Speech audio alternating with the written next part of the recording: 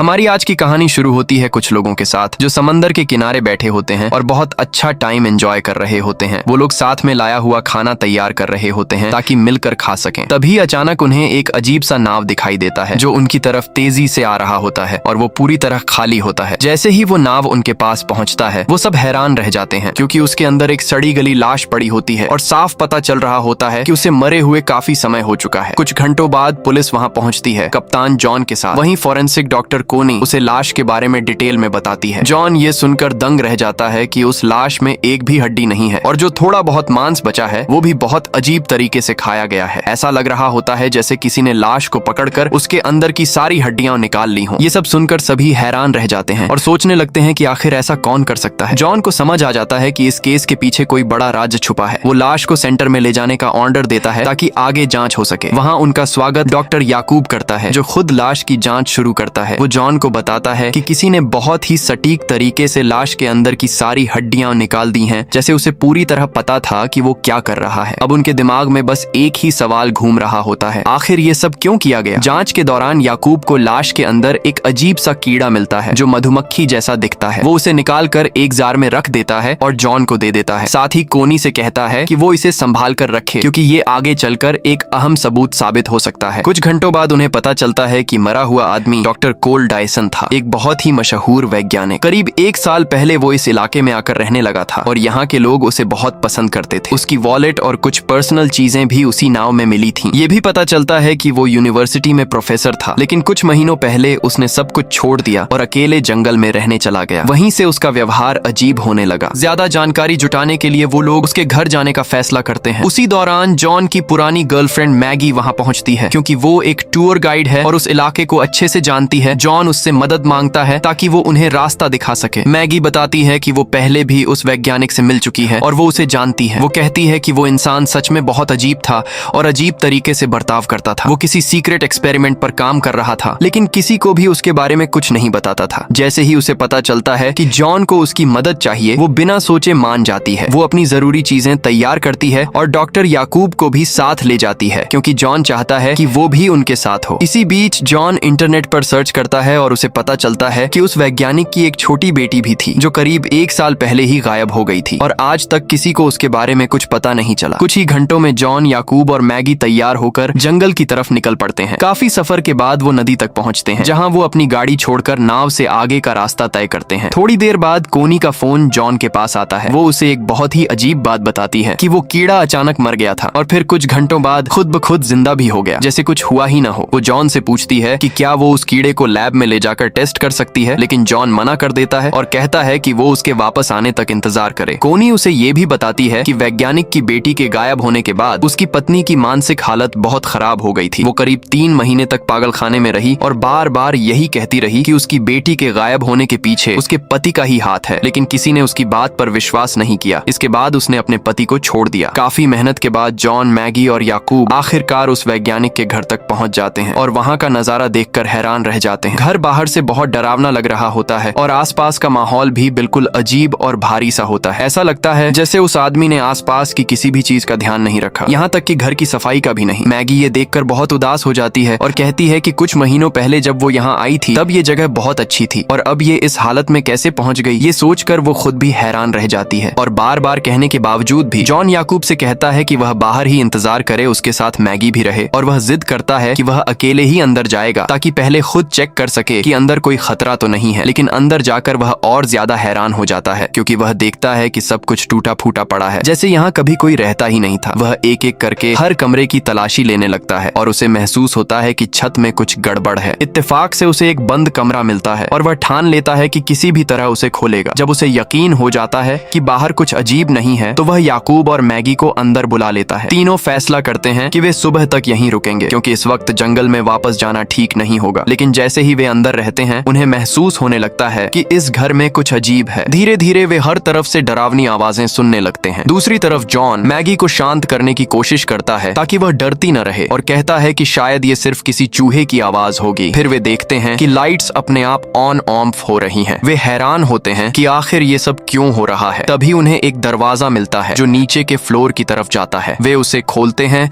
और तीनों टॉर्च लेकर नीचे उतर जाते हैं। नीचे उन्हें एक बहुत बड़ी और अजीब मशीन दिखाई दिखाई देती है, जो साफ लग रहा होता है कि बहुत ज्यादा बिजली और एनर्जी का स्रोत है। वे उसके पास जाने से डरते हैं क्योंकि उन्हें लगता है कि अगर उन्होंने कुछ गलत कर दिया तो उन्हें नुकसान हो सकता है। मैगी को याद आता है कि यह मशीन शायद उस साइंटिस्ट की रिसर्च का हिस्सा है क्योंकि उसने पहले इसके बारे में बात की थी। वे देखते हैं कि तार ऊपर की तरफ जा रहे हैं। जब वे उन तारों का पीछा करते हैं तो जॉन को पता चलता है कि वे उसी बंद कमरे में जा रहे हैं। वह हैरान हो जाता है कि अब वह दरवाजा खुद ब खुद आसानी से खुल जाता है। तीनों अंदर जाते हैं और देखते हैं कि दीवारों पर डरावनी तस्वीरें लगी हैं, जो इस बात का संकेत देती हैं कि यहाँ काला जादू किया जा रहा था। वहाँ कई अजीब निशान होते हैं जिनका कोई साफ मतलब नहीं होता और साथ ही बहुत सारे वैज्ञानिक उपकरण भी होते हैं। इससे उन्हें समझ आता है कि वह इंसान अपने साइंस को काले जादू के साथ मिलाकर एक्सपेरिमेंट कर रहा था। अचानक जब वे ये सब देख ही रहे होते हैं तभी एक मकड़ी निकलती है और याकूब के चेहरे पर काट लेती है। वह दर्द से चिल्लाते हुए कमरे से बाहर भाग जाता है। जॉन तुरंत कोनी को कॉल करता है और उसे घर में जो कुछ हुआ सब डिटेल में बताता है, लेकिन तभी अचानक एक अजीब इलेक्ट्रोमैग्नेटिक वेव आती है जिससे नेटवर्क पूरी तरह बंद हो जाता है और कॉल कट जाती है। उसी दौरान याकूब और जॉन के बीच बहस शुरू हो जाती है। तभी पता चलता है कि मैगी पहले याकूब की गर्लफ्रेंड थी, जॉन से मिलने से पहले। यही वजह है कि दोनों के बीच जलन और तनाव हमेशा बना रहता है और तीनों के बीच का रिश्ता चल रहा होता है। जब सोने का समय आता है तो जॉन कहता है कि उन्हें एक ही जगह साथ सोना चाहिए क्योंकि इससे वे ज्यादा सुरक्षित रहेंगे, लेकिन मैगी मना कर देती है और जिद करती है कि वह अलग कमरे में सोएगी क्योंकि उसे ऐसा ज्यादा आरामदायक लगता है। रात के बीच में मकड़ी के काटने की वजह से याकूब की हालत खराब होने लगती है। वह अचानक उठ जाता है और अजीब तरह से बर्ताव करने लगता है। उसी समय मैगी को भी नींद नहीं आती और वह जॉन के पास बात करने चली जाती है, लेकिन दोनों को इस बात का अंदाजा नहीं होता कि याकूब के साथ क्या हो रहा है। कुछ मिनट बाद उन्हें बाहर से एक अजीब आवाज सुनाई देती है। जॉन सतर्क हो जाता है, मैगी को साथ लेता है और अपना हथियार लेकर बाहर देखने जाता है। बाहर जाकर वे चौंक जाते हैं क्योंकि एक औरत बंदूक लिए उन्हें धमका रही होती है। बाद में पता चलता है कि वह उसी साइंटिस्ट की पत्नी है जो काफी समय पहले उसे छोड़कर चली गई थी। जब उसे अपने पति के साथ हुई घटना के बारे में पता चला तो वह सच्चाई जानने के लिए यहाँ आई है। जॉन उसे शांत करने की कोशिश करता है और उसे यकीन दिलाता है कि वह एक ऑफिसर है और उसे कोई नुकसान नहीं पहुंचाएगा। वह उसे पूरी कहानी बताता है। तब जाकर लिंडा शांत होती है और अपना हथियार नीचे रख देती है। फिर वे उसे घर के अंदर ले जाते हैं और नीचे वाली उस अजीब मशीन को दिखाते हैं ताकि शायद वह उसे चलाने का तरीका ढूंढ सके। लेकिन दूसरी तरफ मैगी को यह पता नहीं चलता कि एक अजीब सा साया उसके पीछे पीछे चल रहा है और वह असल में बहुत बड़े खतरे में है। इत्तेफाक से उसे जमीन पर पड़ी एक गुड़िया मिलती है जो उसे पसंद आ जाती है और वह उसे अपने पास रखने का फैसला कर लेती है। उसी समय जॉन को एहसास होता है कि याकूब कहीं दिखाई नहीं दे रहा है। वह उसे ढूंढने के लिए बाहर निकलता है और तभी अचानक उसकी नजर पड़ती है कि ऊपर वाली मंजिल से अजीब सी रोशनी और आवाजें आ रही होती हैं। ये तीनों तुरंत ऊपर भागते हैं और जो देखते हैं उससे दंग रह जाते हैं। याकूब ने खुद को मशीन से जुड़ी तारों के साथ बांध रखा होता है और उसके साथ कुछ बहुत ही अजीब हो रहा होता है, जैसे वो बदल रहा हो। वो लोग आखिरी वक्त पर उसे मशीन से अलग कर लेते हैं और बाहर निकालते ही वो बेहोश हो जाता है। जब उसे होश आता है तो वो बहुत अजीब तरीके से बर्ताव करने लगता है। वो बिना कुछ बोले बस इधर उधर देखता रहता है, जैसे उसे कुछ समझ ही नहीं आ रहा हो। उसी वक्त लिंडा को अचानक अपनी बेटी की आवाज सुनाई देती है। वो हैरान हो जाती है और उसे महसूस होता है कि यहाँ कुछ बहुत गलत हो रहा है। वो उस आवाज का स्रोत ढूंढने की कोशिश करती है। कुछ घंटों बाद याकूब की हालत थोड़ी बेहतर होती है। जॉन उससे बात करने की कोशिश करता है ताकि पता चल सके कि आखिर हुआ क्या था, वो ऊपर वाले कमरे में कैसे पहुंचा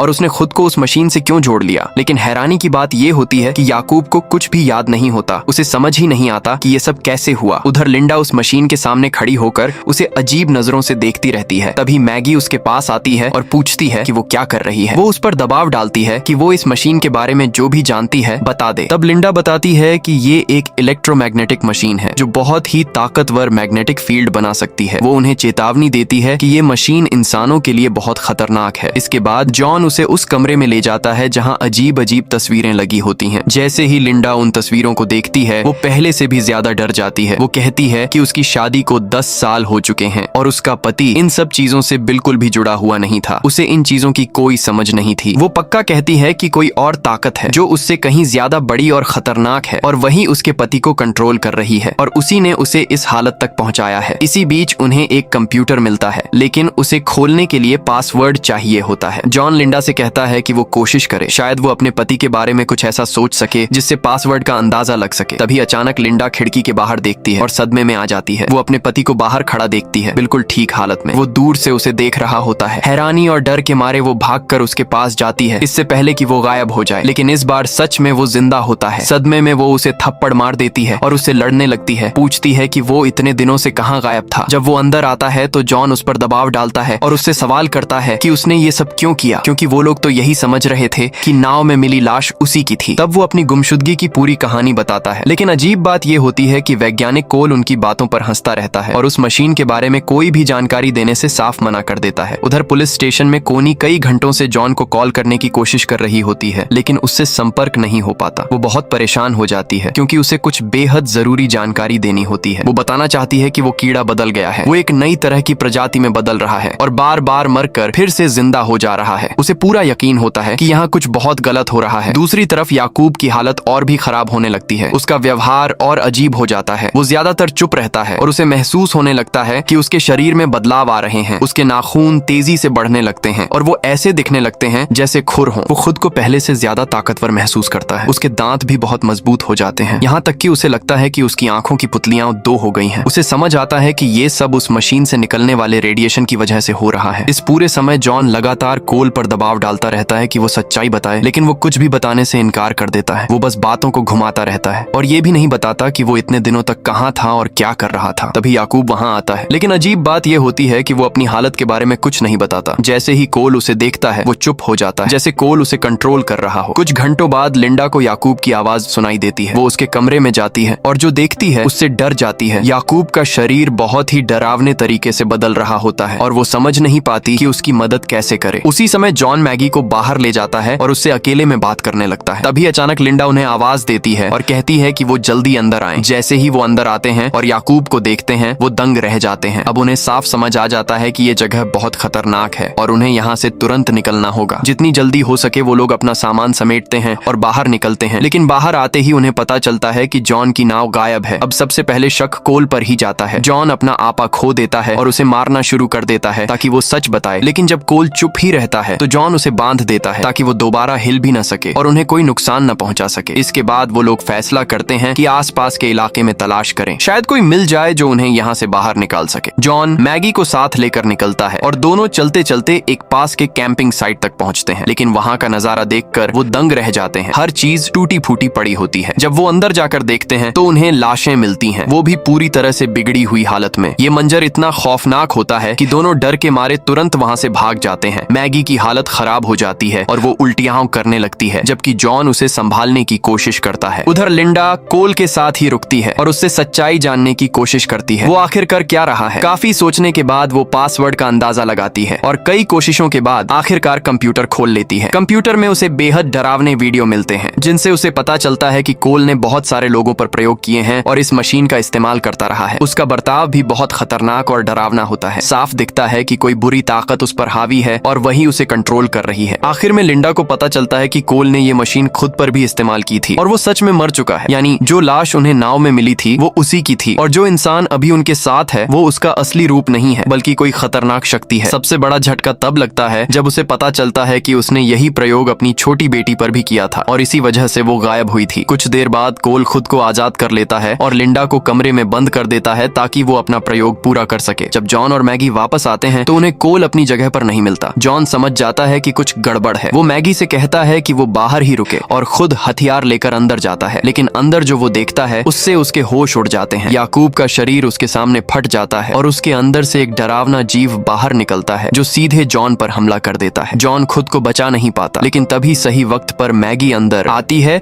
और उस जीव पर हर तरफ से गोली चलाती है जब तक कि वो मर नहीं जाता। अब जॉन को समझ आ जाता है कि इस सारी तबाही की जड़ वही मशीन है। वो फैसला करता है कि इसे हर हाल में नष्ट करना होगा क्योंकि ये पूरी इंसानियत के लिए खतरा है। वो मैगी से कहता है कि वो यहाँ से चली जाए और खुद मशीन को जलाने की तैयारी करता है। वो पेट्रोल लाकर हर तरफ फैलाता है। उधर लिंडा किसी तरह कमरे से बाहर निकल आती है। उसके हाथ में एक कुल्हाड़ी होती है और वो कोल से बदला लेने के लिए निकलती है, लेकिन वहाँ पहुँचते ही वो अपनी बेटी को देखती है, बिल्कुल सही सलामत। अपनी बेटी को देखकर वो होश खो बैठती है और उसके पीछे पीछे चल पड़ती है और इसी चक्कर में खुद भी मशीन के जाल में फंस जाती है। उसी समय कोल अपनी ताकत का इस्तेमाल करता है और उन सभी लोगों को बाहर ले आता है जो इस मशीन के कारण बदल चुके थे। वो सब जंगल के बीचों बीच दिखाई देने लगते हैं और एक साथ घर की तरफ बढ़ते हैं। मैगी उन्हें रोकने की कोशिश करती है, लेकिन उनकी संख्या बहुत ज्यादा होती है। वो अकेली कुछ नहीं कर पाती। उधर जॉन अपनी योजना पूरी करता है और मशीन को पेट्रोल से भिगोकर आग लगाने के लिए तैयार हो जाता है। इसी बीच लिंडा भी पूरी तरह बदल चुकी होती है और जब मैगी उसे देखती है तो मजबूरी में उसे भी मारना पड़ता है। अब जॉन और कोल के बीच जबरदस्त लड़ाई शुरू हो जाती है। दोनों एक दूसरे को खत्म करने की कोशिश करते हैं। आखिरकार आखिरकार जॉन मौका देखकर एक बड़ी लकड़ी से कोल पर हमला करता है और उसे खत्म कर देता है। फिर वो मशीन में आग लगा देता है और पूरा घर आग की लपटों में घिर जाता है। मैगी बाहर खड़ी होकर जॉन को आवाज देती रहती है कि वो जल्दी बाहर निकल आए, लेकिन जॉन वहीं अंदर फंसा रहता है। तभी अचानक कोल फिर से जिंदा हो जाता है और जॉन पर हमला कर देता है। वो उसे पकड़ लेता है और बाहर निकलने नहीं देता, क्योंकि वो चाहता है कि जॉन भी उसी के साथ मरे। कुछ ही पलों में पूरा घर जोरदार धमाके के साथ उड़ जाता है और सब कुछ खत्म हो जाता है। जॉन अपनी जान कुर्बान कर देता है ताकि इस खतरनाक मशीन से दुनिया को बचा सके। बाहर मैगी बेहोश पड़ी होती है और जब उसे होश आता है तो वो खुद को जंगल में अकेला पाती है। कुछ महीनों बाद पता चलता है कि वो प्रेग्नेंट है और अपने घर में रहती है। एक दिन कोनी उससे मिलने आती है और जॉन का सामान उसे देती है, लेकिन हैरानी की बात ये होती है कि मैगी वो सारा सामान जला देती है। और आखिरी सीन में सबसे बड़ा ट्विस्ट सामने आता है। असल में उस दिन जंगल में असली मैगी मर चुकी थी और जो मैगी अब जिंदा है वो असली नहीं है। वो उसी बुरी ताकत का हिस्सा है और कोल की तरह ही आगे बढ़ना चाहती है। यहाँ तक कि उसके पेट में पल रहा बच्चा भी नॉर्मल नहीं है, बल्कि उसी की तरह एक खतरनाक कॉपी बनने वाला है। और इसी के साथ ये कहानी खत्म होती है, जहाँ पूरी इंसानियत एक नए खतरे के किनारे खड़ी होती है।